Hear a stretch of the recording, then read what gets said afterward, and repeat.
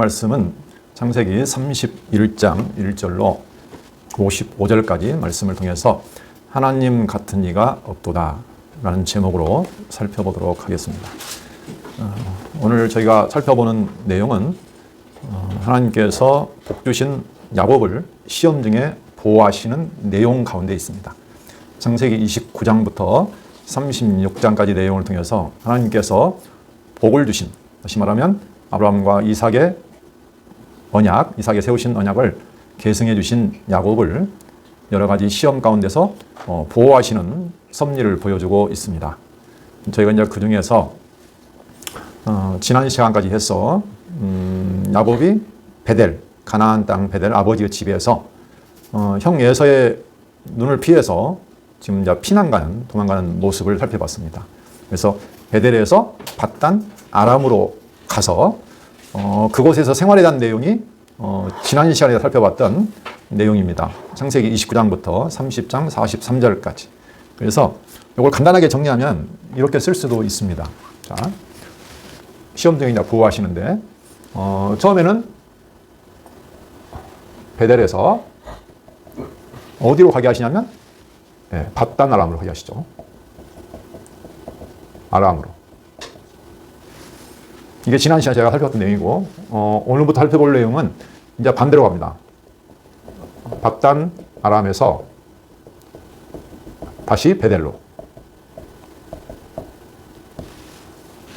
그래서 이걸 또 간단하게 정리하면 그냥 베델에서 어디로요? 다시 베델로. 베델에서 베델로 이렇게 말할 수도 있는 거죠. 자, 그래서 우리는 이것을 베델의 하나님이다 이렇게 볼 수 있습니다.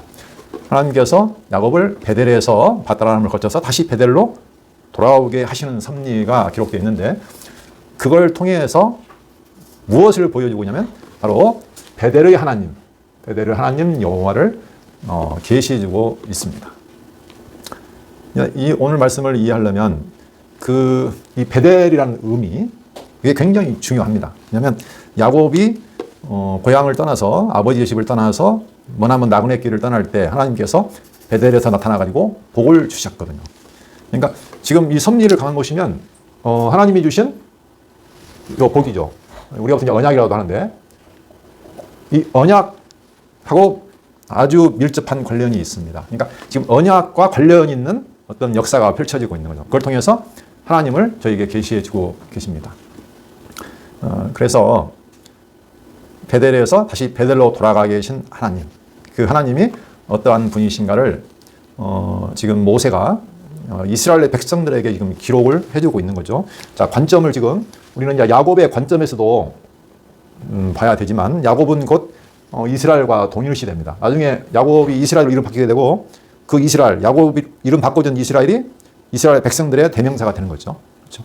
그러니까 야곱은 지금 베델에서 지금 밧단 아람으로 갔잖아요. 그렇죠? 가가지고 다시 베델로 돌아오는 거죠. 그런데 이스라엘 사실은 마찬가지예요. 이스라엘 사실은 가나안 땅에 살다가 어디로 가냐면 애굽으로 갔죠. 애굽에서 나와서 광야를 거칩니다. 그렇죠? 광야를 거쳐서 다시 어디로 갑니까? 가나안으로 가요. 그렇죠? 야곱의 후손, 여기 야곱의 후손 70명이 애굽으로 갔는데 그들 애굽에서 번성해가지고 거기서 400년 종살이를 하고 나와서 40년 동안 광야를 헤매다가 지금 다시 가나안으로 가는 거예요. 똑같아요, 사실은. 이 구조가. 그래서 베델에서 베델로, 가나안에서 가나안으로. 똑같습니다, 이게. 그러니까 오늘 저희가 살펴보면서 그 베델의 하나님이나 야곱에게 계시됐던 베델의 하나님이나 이스라엘에 계시됐던 이스라엘 하나님이나 동일합니다. 동일해요. 그 관점으로 보시면 우리가 좀 더 넓게 볼 수도 있습니다. 또 좀 더 넓혀보면 이 이스라엘은 교회의 예표이기 때문에 이 복받은 자 다 똑같죠. 야곱, 아브라함, 이삭, 야곱도 복을 받았고 이스라엘 민족은 그 복받은 자손들이고 그 다음에 교회도 창세전에 신령한 복을 받은 존재잖아요. 그래서 똑같아요, 사실은. 이 복받은 야곱 또는 이스라엘 또는 교회를 하나님께서 여러 가지 시험, 나그네 길을 가게 하시는데 그 가운데 보호하시는 섭리가 기록되어 있습니다. 저희가 나그네 길을 가다 보면은 고향집을 떠나고 야곱이 떠날 때 사실은 혼자 외롭게 갔죠. 손에 뭐 들고 갔을까요? 막 시종 거느리고 막 몽땅 갖고 간 게 아니고 지팡이 하나 달랑 들고 갔어요. 가면서 막 돌베개 패고 들판에서 자고. 그의 삶은 사실 두려움입니다. 두려움. 그렇죠. 두려움. 야곱의 두려움. 뭐 이스라엘 백성도 마찬가지예요. 이스라엘 백성도 애굽에서 나가는 순간부터 광야 40년 동안 그 두려움 가운데 살고, 지금은 40년 광야 생활을 거의 마치고 이제 가나안 땅을 정복하러 들어가는 입장이거든요. 모압 동편 땅. 지금 광야에서 훈련받고 이제 들어가야 되는데 역시 이스라엘 백성도 어떻게 됩니까? 똑같이 두려워요. 그래서 오늘은 두려움에 대한 내용, 우리가 과연 무엇을 두려워하는가? 세상에 두려움이 없는 사람이 있을까요? 나를 두렵게 하는 것이 뭘까? 지금 살아가면서 저희 교회도 지금 어떻게 보면 나그네 같이 살아가고 있는 거잖아요. 복을 받았지만 복받은 나그네로 지금 야곱처럼 또는 이스라엘 백성들처럼 광야나 바단 아람에 가서 지금 살고 있는 거나 마찬가지입니다. 그런데 사실은 우리 안에도 두려움이 있습니다. 오늘 그 두려움의 실체, 그리고 우리 두려움을 어떻게 우리가 이해하고 극복할 수 있을까? 그래서 오늘은 두려움의 대상을 바꾸시는 하나님, 이쪽으로 초점을 맞춰 보려고 합니다. 자, 두려움의 대상. 두려움의 대상이 뭘까요? 자, 야곱이 두려워하는 것. 야곱이 굉장히 두려움이 많았습니다. 뭐 이스라엘 백성들은 말할 것도 없고. 자, 본문을 한번 살펴보시면서 우리가 두려움의 대상, 그리고 두려움의 대상을 바꿔주시는 하나님에 대해서 살펴보도록 하겠습니다. 자, 오늘 이제 바단 아람에서 다시 이제 베델로 가는 장면인데, 그 내용을 보시면 바단 아람에서 베델로 가는데 여기가 31장부터 35장까지가 나와 있습니다. 자, 31장부터 35장까지. 근데 여기서 보면 두려움의 대상이 등장을 해요. 그 야곱의 일생에 있어서 첫 번째 등장하는 것이 누구냐면 바로 라반입니다. 외삼촌. 지금 바단 아람이 있으니까 당연히 두려움의 대상이 라반이죠. 외삼촌. 자, 그 다음에 좀 지나가면 이제 누가 등장하냐면 형 에서가 등장합니다. 그렇죠? 처음에 형 에서를 피해서 도망갔잖아요. 근데 다시 이제 만나야 돼요, 에서를. 그 다음에 또 쭉 가다가 이제 세겜에 이르죠, 세겜. 가나안 땅 세겜 땅이 이뤘을 때에 그때 디나 사건이 일어나죠. 디나 사건이 일어나고 그 사건으로 인해서 그 세겜성을 다 약탈하고 살육을 해버리죠. 야곱의 두 아들이 시몬과 르이가. 그로 인해서 온 고을로부터 위험을 당해요. 그렇죠? 가나안 족속들이 그 사실을 알고 야곱을 가만두지 않을 거 아닙니까? 그런 두려움이 있었죠. 근데 또 그 사건에서도 하나님이 구원하셔서 결과적으로 다시 베델로 돌아오게 하시는 내용입니다. 베델로 돌아와서 그가 다시 하나님 앞에 제단을 쌓고 뭐 엘 베델 또는 베델의 하나님을 다시 부르고 하나님께서 다시 나타나가지고 야곱에게 그 주신 복을 다시 한번 재확인시켜 주세요. 근데 이 내용이요 보시면 아브라함이나 이삭이나 비슷해요. 아브라함도 다시 복을 재확인해 주시는 내용이 나오거든요. 하나님께서 시험을 마치시고 시험을 합격했을 때 하나님께서 아브라함에게 다시 복을 확인해 주십니다. 그리고 뭐 뒤에도 보시면 알겠지만 비슷한 내용들이 나와요. 그러니까 거의 같은 내용이라고 보시면 됩니다. 그러니까 아브라함이나 이삭이나 야곱의 그 열조들의 그 인생은 사실은 이스라엘 백성의 역사를 품고 있다, 이렇게 보시면 됩니다. 자, 그래서 오늘은 이제 첫 번째니까 이 라반. 자, 라반을 손에서 구원하신 하나님이에요.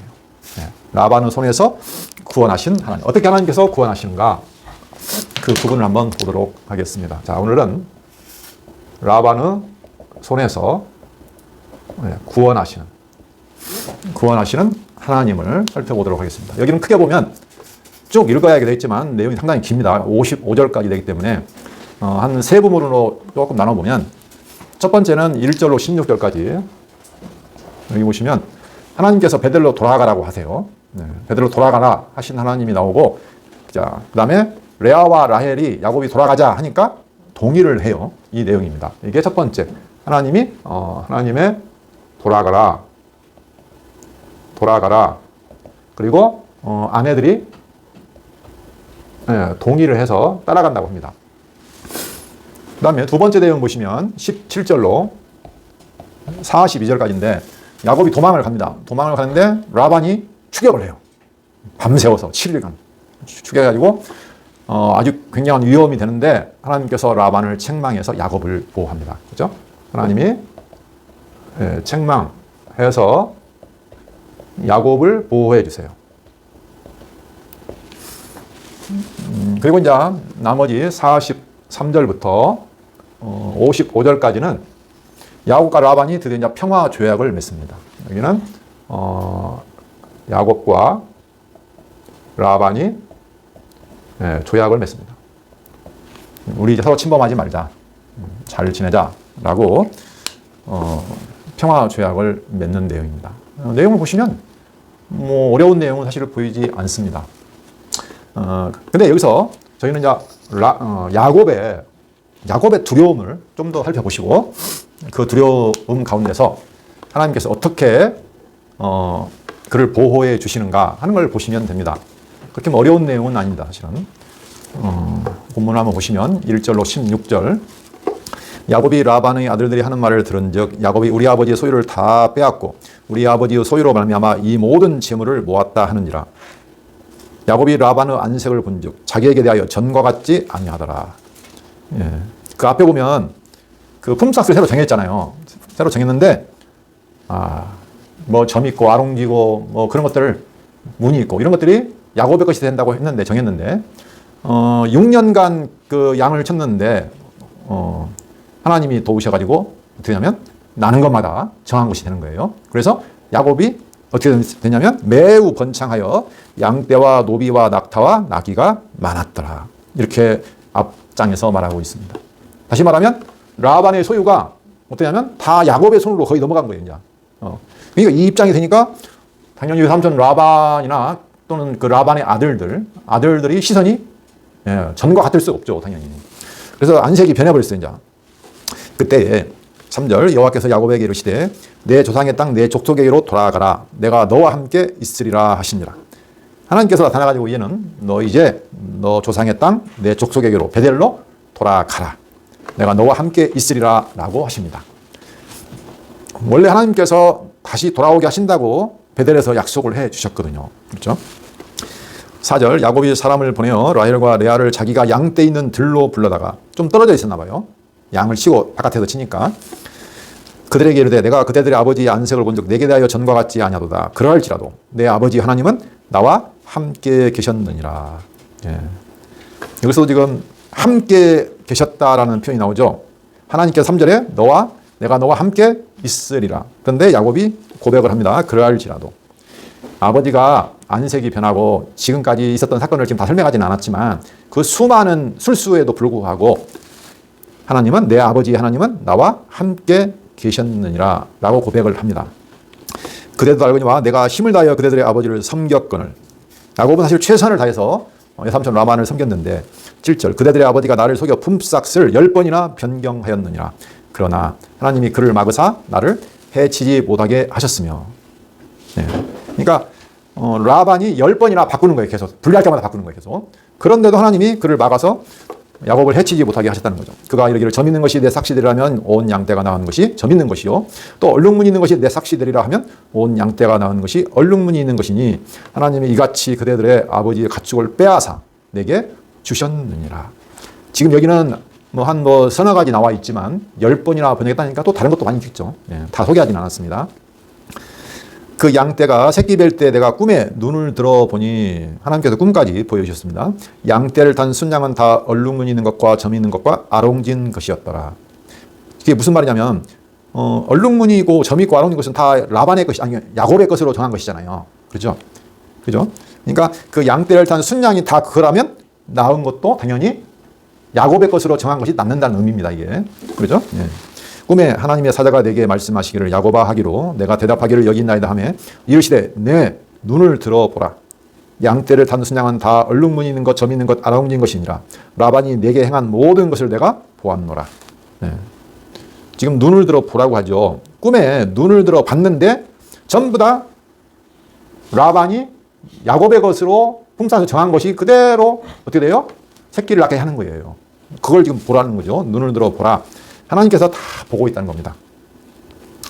라반이 내게 행한 모든 것, 그의 술수, 그의 계략, 그의 방해 다 하나님이 보고 있고, 보고 있다는 말은 무슨 의미일까요? 하나님이 그거 보시고 내가 다 막아주신다. 그죠? 네. 그럼에도 불구하고 내가 다 막아준다. 그런 의미를 가지고 있습니다. 나는 베델의 하나님이라. 여기서 하나님이 자기 소개하시죠. 자, 오늘 가장 중요한 구절이라고 볼 수 있습니다. 나는 베델의 하나님이라. 자, 하나님은 자기를 베델의 하나님이라 이렇게 소개를 해 주십니다. 베델의 하나님이라. 그렇죠. 베델의 하나님. 그 하나님은 창세기 28장 15절로 22절에 보면 한번 볼까요? 네, 중요한 말이기 때문에 다시 베델 사건으로 한번 가봐야 되겠습니다. 자, 15절로 22절. 자, 꿈에 돌베개 베고 자는데 하나님이 나타나십니다. 그러면서 13절. 또 본즉 여호와께서 그 위에 서서 이르시되 나는 여호와니. 자기를 소개하시죠. 나는 여호와니 너의 조부 아브라함의 하나님이요 이삭의 하나님이라.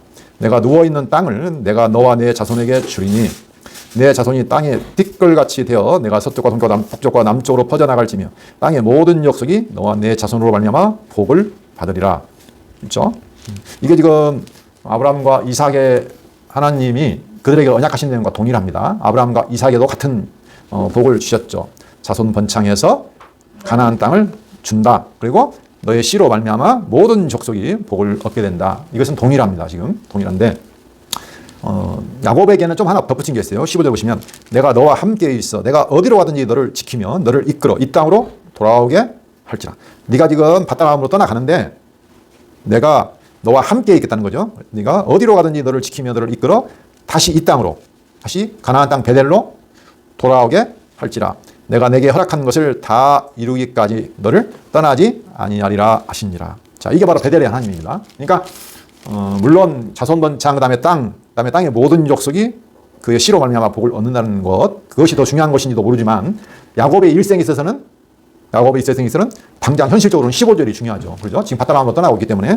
근데 하나님께서 함께해서 너를 지키고 보호해서 반드시 다시 돌아오게 해 주신다. 절대 떠나지 않는다고 약속해 주셨습니다. 그게 바로 베델의 하나님이죠. 그래서 그때 야곱이 그곳에 하나님이 계시는구나. 과연 여기 하나님이 계시는구나. 내가 몰랐다 하면서 돌베개로 했던 돌을 가져다가 기둥으로 세우고 기름 붓고 이름을 베델이라고 했습니다. 뒤에 보시면. 그렇죠? 그리고 21절. 하나님께 서원하죠. 내가 평안히 아버지 집으로 돌아가게 하시면 여호와께서 나의 하나님이 되실 것이요. 그렇죠? 이제 여호와가 나의 하나님이 되시겠습니다. 나를 무사히 돌아오게 하시오면. 아브라함의 하나님, 이삭의 하나님은 되셨지만 아직 야곱의 하나님은 잘 모르잖아요. 야곱이. 네. 그리고 이제 11절까지 약속을 하는 내용입니다. 자, 이게 지금 베델에서 하나님이 나타나서 하셨던 언약입니다. 복입니다. 그렇죠? 근데 그 하나님이 지금 돌아가라고 하시는 거예요. 나는 베델의 하나님이라. 그 말은 무슨 말일까요?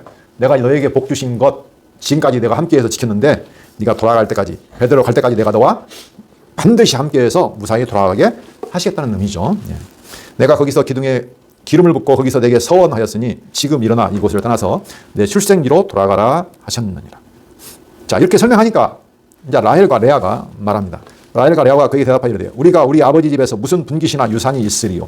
아버지가 우리를 팔고 우리의 돈을 다 먹어버렸으니 아버지가 우리를 외국인처럼 여기는 것이 아닌가. 하나님이 우리 아버지께서 취하여 가신 재물은, 자, 아버지께서 재물을 다 취해갔어요. 그래서 야곱에게 줬습니다.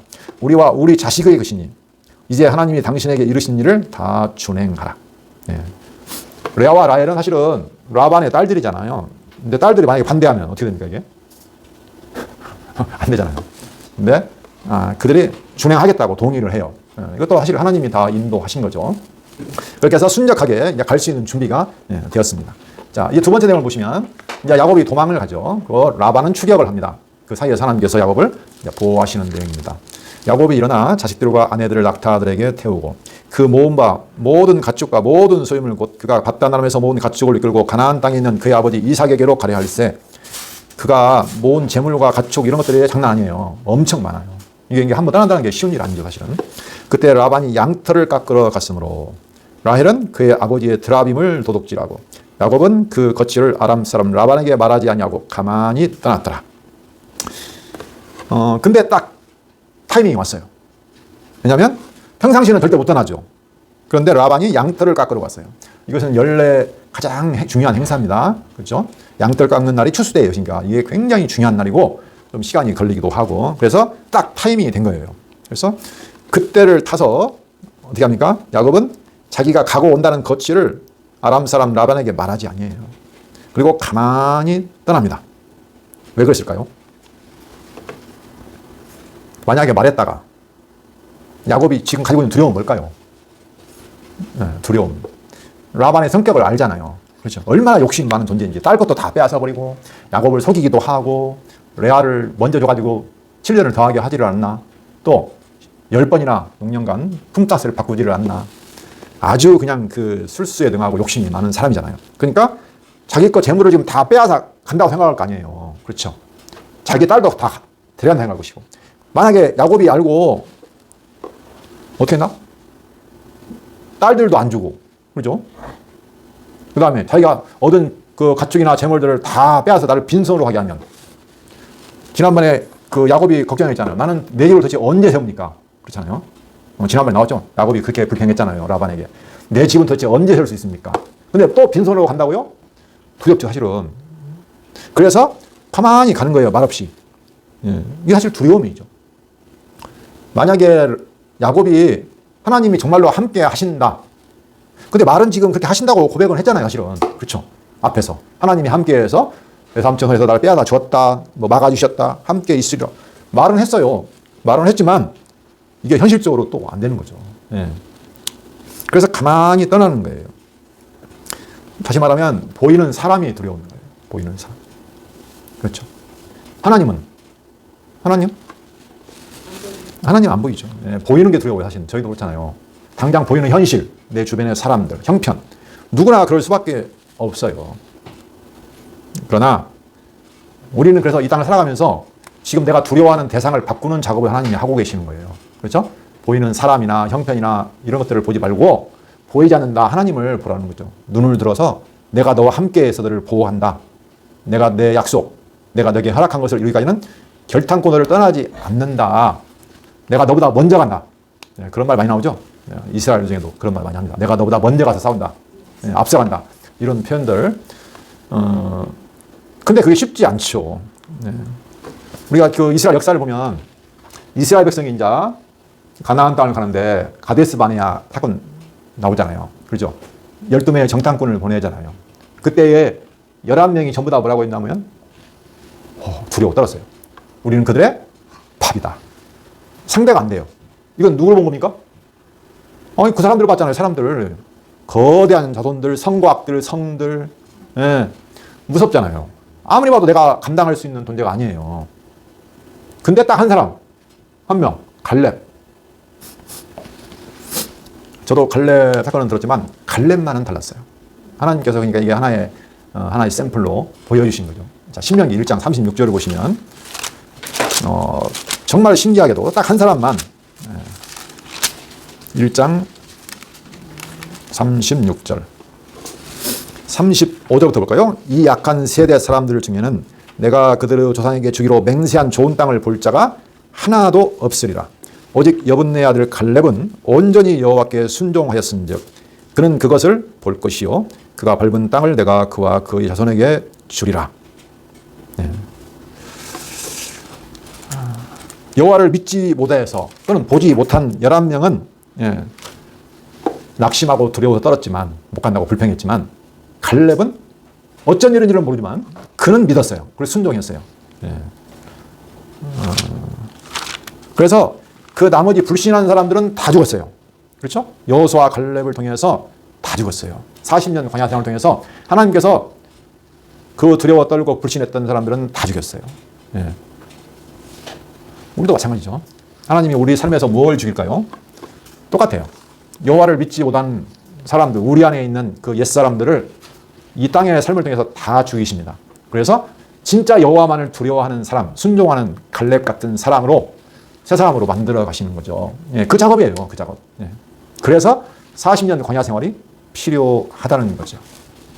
자, 다시 창세기로 갈까요? 예. 어쨌든 간에 이 믿음이 쉽지 않습니다. 결코 쉽지 않아요.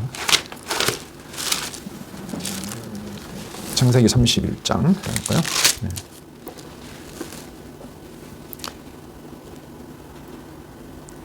그래서 다시 창세기 31장 21절부터 보시면 그가 그의 모든 소유를 이끌고 강을 건너 길라산을 향하여 도망한 지 3일 만에 야곱이 도망한 것이 라반에게 들린지라. 자, 3일 만에 들렸어요. 라반이 그의 형제를 거느리고 7일 길을 쫓아가 길라산에서 그에게 이르렀더니 이제 큰일 난 거죠. 밤에 하나님이 아람 사람 라반에게 현몽하여 이르시되 너는 삼가 야곱에게 선악간에 말하지 말라 하셨더라. 자, 하나님이 꿈에 나타나가지고 막으셨어요. 네. 라반이 야곱을 뒤쫓아 이르렀으니 야곱이 그 산에 장막을 친지라. 라반이 그 형제와 더불어 길라산에 장막을 치고 라반이 야곱에게 이르되 내가 나를 속이고 내 딸들을 칼에 사로잡힌 자같이 끌고 갔으니, 아니 칼로 끌어간 것은 아닌데 동의해서 간 건데 라반의 입장에서는 그렇게 보는 거죠. 자, 어찌 이같이 하였느냐. 내가 즐거움과 노래와 북과 수금으로 너를 보내겠거늘 어찌하여 내가 나를 속이고 가만히 도망하고 내게 알리지 아니하였으며 내가 내 손자들과 딸들에게 입 맞추지 못하게 하였으니 내 행위가 참으로 어리석도다. 뭐 어리석기는 합니다. 하나님이 함께 하심을 알았더라면 떳떳하게 환영받으며 편하게 갔을 것을, 이 믿음이 없기 때문에 몰래 도망을 간 거죠. 너를 해할 만한 능력이 내 손에 있으나, 물론 겉으로는 능력이 라반의 손에 있는 것처럼 보입니다. 너희 아버지 하나님이 어젯밤에 내게 말씀하시기를 너는 삼가 야곱에게 선악간에 말하지 말라 하셨느니라. 이제 내가 내 아버지 집을 사모하여 돌아가려는 것은 옳거니와 어찌 내 신을 도둑질하였느냐. 그런데 또 하나 문제가 생겼죠. 여기까지는 하나님이 막아주셨어요. 그렇죠? 근데 라헬이 지금 아버지의 드라빔을 도둑질해 갔잖아요. 이 드라빔은 사람 모양으로 만들어진 뭐 가종 수호신 우상이라고 해요. 그러니까 뭐 그 당시에 라반도 하나님에 대해서 몰랐을까요? 당연히 알았죠. 아는 것처럼 말도 계속 했어요. 그런데도 불구하고 우상을 섬기고 있다는 걸 알 수 있습니다. 라헬도 마찬가지예요. 라헬도. 라헬이 드라빔을 훔쳐갖고 갔습니다. 뭐 드라빔이 여러 가지 뭐 설이 있어요. 가정 소시라는 말은 맞는데 이게 뭐 유산 상속권을 가지고 있는 어떤 상징을, 유산을 상속할 수 있는 어떤 상징이라 뭐 그런 말도 있더라고요. 정확하게는 모르겠지만 어쨌든 간에 중요한 거예요. 굉장히. 왜냐하면 라반이 그걸 가지고 지금 막 끝까지 잡아 늘어지잖아요. 이제 내가 내 아버지 집을 사모하여 돌아가려는 것은 옳거니와 어찌 내 신을 도둑질하였느냐. 야곱이 라반에게 대답하여 이르되 내가 생각하기를 외삼촌이 외삼촌의 딸들을 내게서 억지로 빼앗으리라 하여 두려워하였음이니라. 그렇죠? 야곱의 두려움이 나타났죠. 딸들을 안 보낼 거야 라는 두려움. 그렇죠? 또 한 가지는 재산도 마찬가지겠죠. 외삼촌의 신을 누구에게서 찾든지 그는 살지 못할 것이요 우리 형제들 앞에서 무엇이든지 외삼촌 옷이 발견되거든 외삼촌에게로 가져가소서 하니. 그러니까 그 우상을 가져간 신, 그는 살지 못할 것이고, 또 한 가지는 내가 외삼촌에서 뭔가 잘못된 것을 가져갔다, 속여서 빼앗아갔다, 그렇죠? 거짓말로 뭐 가축을 뭐 빼앗아갔다, 이런 걸 발견되면 다시 가져가라고 합니다. 야곱은 라헬이 그것을 도둑질한 줄을 알지 못함이었더라. 이것도 또 위험한 상황이네요. 만약에 발견되면 어떻게 될까요? 그럼 라헬이 어떻게 되는 거예요? 죽어야 되는 겁니까? 이거 모르겠네요. 이건 라반이 야곱의 장막에 들어가고 레아의 장막에 들어가고 두 여종의 장막에 들어갔으나 찾지 못하고 레아의 장막에서 나와 라헬의 장막에 들어가면 라헬이 그 드라빔을 가져 낙타 한 장 아래에 놓고 그 위에 앉은지라. 라헬의 머리가 좋아요. 그 순간적으로 라반이 그 장막에서 찾다가 찾아내지 못하며 라헬이 그의 아버지에게 이르되 마침 생리가 있어 일어나서 영접할 수 없사오니 내 주는 노하지 마소서 하니라. 라반이 그 드라빔을 두루 찾다가 찾아내지 못하니라. 어쨌든 간에 라헬이 기지를 발휘해서 위험을 모면합니다. 만약에 발견됐다고 하면 여러 가지 어려움에 처할 수 있죠. 설마 딸을 죽이기야 할지는 모르겠지만 그만큼 그에게는 중요한 물건이었다. 그러면 라헬이 또 피해를 당할 수도 있었겠죠. 야곱이 노하여 라반을 책망할세. 이제 아무런 잘못이 발견되지 않았잖아요. 그러니까 야곱이 이제 라반을 향해서 책망을 반대로 합니다. 책망할세. 야곱이 라반에게 대답하여 이르되 내 허물이 무엇이니까? 무슨 죄가 있기에 외삼촌께서 내 뒤를 급히 추격하나이까? 외삼촌께서 내 물건을 다 뒤져보셨으니 외삼촌의 집안 물건 중에서 무엇을 찾아내었나이까? 여기 내 형제와 외삼촌의 형제 앞에서 그것을 두고 우리 둘 사이에 판단하게 하소서. 내가 20년을 외삼촌과 함께 하였거니와 외삼촌의 암양들이나 암염소들이 낙태하지 아니하였고 또 외삼촌의 양떼의 순양을 내가 먹지 아니하였으며 물려 찢긴 것은 내가 외삼촌에게로 가져가지 아니하고 낮에 도둑을 맞았든지 밤에 도둑을 맞았든지 외삼촌이 그것을 내 손에서 찾았으므로 내가 스스로 그것을 보충하였으며 내가 이와 같이 낮에는 더위와 밤에는 추위를 무릅쓰고 눈붙일 겨를도 없이 지냈나이다. 엄청 빡빡하게 힘들게 지냈습니다. 만약에 그런 세월을 보냈는데 만약에 빈손으로 돌아갔다? 얼마나 허망할까요? 내가 외삼촌의 집에 있는 이 20년 동안 외삼촌의 두 딸을 위하여 14년, 외삼촌의 양떼를 위하여 6년을 외삼촌에게 봉사하였거니와 외삼촌께서 내 품삯을 10번이나 바꾸셨으며 빡빡하게 굴 뿐만 아니라 10번이나 말을 바꾸었어요. 우리 아버지 하나님 아브라함의 하나님 곧 이삭이 경외하는 이가 나와 함께 계시지 아니하셨더라면 외삼촌께서 이제 나를 빈손으로 돌려보냈으셨으리라마는 하나님이 내 고난과 내 손의 수고를 보시고 어젯밤에 외삼촌을 책망하셨나이다. 야곱이 결국 고백하는 것은 뭡니까? 이거 보면 하나님이 나와 함께 계시지 아니하셨다면 이걸 고백하잖아요. 그렇죠. 그러니까 우리가 두려움의 대상이 많습니다. 그런 대상을 만나지만 하나님께서는 그 두려움의 대상을 바꾸게 하시는 거죠. 그래서 나와 함께 하시는 하나님을 보게, 바라보게, 고백하게 하시는 과정이라는 거죠. 결국 43절로 마지막 55절까지 보면 야곱과 라반이 평화 조약을 맺습니다. 라반이 야곱에게 대답하여 이르되 딸들은 내 딸이요. 이제 라반이 할 말이 있을까요, 없을까요? 물론 트집을 잡아야 뺏어야 되는데 아무런 트집을 잡을 수 없잖아요. 또 하나님이 책망하시고 할 수가 없죠. 라반이 야곱에게 대답하여 이르되 딸들은 내 딸이요 자식들은 다 내 자식이요 양떼는 다 내 양떼요 내가 보는 것은 다 내 것이라. 사실은 다 자기 것이었죠. 내가 오늘 내 딸들과 그들이 낳은 자식들에게 무엇을 하겠느냐. 이제 오라 나와 내가 언약을 맺고 그것으로 나와 너 사이에 증거를 삼을 것이니라. 이에 야곱이 돌을 가져다가 기둥으로 세우고 또 그 형제들에게 돌을 모으라 하니 그들이 돌을 가져다가 무더기를 이루매 무리가 거기 무더기 곁에서 먹고 라반은 그것을 여갈 사하두다라 불렀고 야곱은 그것을 갈렛이라 불렀으니. 같은 뜻입니다. 증거의 무더기인데 히브리어로는 갈렛이에요. 자, 라반은 말에 오늘 이 무더기가 너와 나 사이에 증거가 된다 하였으므로 그 이름을 갈렛이라 불렀으며 또 미스바라 하였으니 이는 그의 말에 우리가 서로 떠나 있을 때에 여호와께서 나와 너 사이를 살피시옵소서 함이라. 미스바 들어봤습니다. 미스바는 망대, 파수대, 전망대, 뭔가를 지켜보는 곳입니다. 그러니까 하나님께서 높은 데서 어떻게 합니까? 살펴보신다는 의미입니다. 하나님께서 항상 지켜보신다. 50절 만일 내가 내 딸을 박대하거나 내 딸들 외에 다른 아내를 맞이하면 우리와 함께할 사람은 없어도 보라 하나님이 너와 나 사이에 증인이 되시느니라 함이었더라. 이렇게 해서 증거의 돌무더기 이를 쌓아서 서로 약속을 하죠. 라반이 또 야곱에게 이르되 내가 나와 너 사이에 둔 이 무더기를 보라. 이 기둥을 보라. 이 무더기가 증거가 되고 이 기둥이 증거가 되나니 내가 이 무더기를 넘어 내게로 가서 해하지 않을 것이요 내가 이 무더기 이 기둥을 넘어 내게로 와서 해하지 아니할 것이다. 나도 너를 해하지 아니하고 너도 나를 해하지 아니할 것이다. 하나님이 우리를 살피신다. 그러니까 서로 해하지 말도록 하자. 그렇죠? 하나님을 앞에 두고 지금 서로 상호 불가침 조약을 맺는 겁니다. 평화조약을. 53절 아브라함의 하나님 나홀의 하나님. 나홀은 아브라함의 그 위의 하나님이죠. 나홀의 하나님 그들의 조상의 하나님은 우리 사이에 판단하옵소서 하며 야곱이 그의 아버지 이삭이 경외하는 일을 가르쳐 맹세하고 야곱이 또 산에서 제사를 드리고 형제들을 불러 떡을 먹이니 그들이 떡을 먹고 산에서 밤을 지내고 라반이 아침에 일찍 일어나 손자들과 딸들에게 입맞추며 그들에게 축복하고 떠나 고향으로 돌아갔더라. 결과적으로는 그래서 아무런 문제 없이 아주 평화롭게 잘 해결되었습니다. 야곱은 사실 두려움에 떨었지만 알고 보니까 두려워할 일이 아닌 거죠. 참 허망한 그 사건이죠. 나는 그렇게 두려워 떨었는데 알고 보니까 두려워할 일이 아니었어요. 내가 뭘 몰랐던 거죠? 베델의 하나님.